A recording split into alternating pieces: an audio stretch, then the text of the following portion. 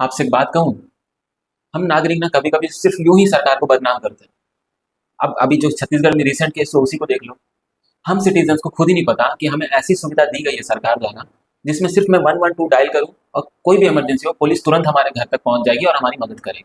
लेकिन एक्चुअल दिक्कत यह है कि छत्तीसगढ़ में 400 ऐसी गाड़ियां सिर्फ स्पेशली इस इमरजेंसी काम के लिए खरीदी गई है, लेकिन 2 साल से पार्किंग में लगे धूल खा रही है बस।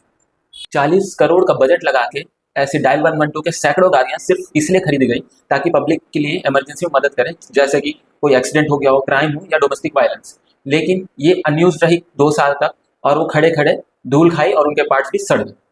और क्या, जनता का पैसा वेस्ट हो गया।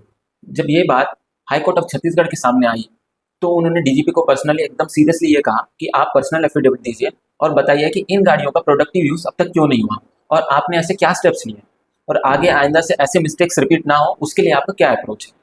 अब बहुत ही सिंपल बात, ये डायल 112 जो गाड़ियाँ हैं ये सिर्फ आपके सुविधा के लिए बनी गई है, तो आपको इसका 100% यूज़ करना चाहिए।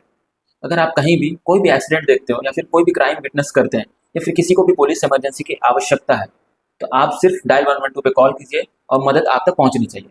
ये प्रोजेक्ट जो है हमारे टैक्स के पैसे से ही स्टार्ट किया गया है, तो सिर्फ और सिर्फ ये हमारे ही काम आना चाहिए।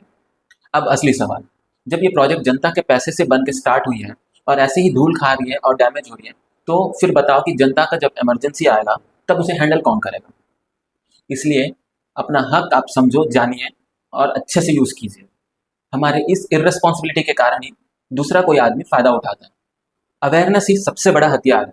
अपना हक जानो और दूसरों तक भी ज़रूर पहुँचाओ। अब टैग करना और शेयर करना ज़रूर अपने हर उस छत्तीसगढ़ी दोस्त से जिसे ये वीडियो काम आए।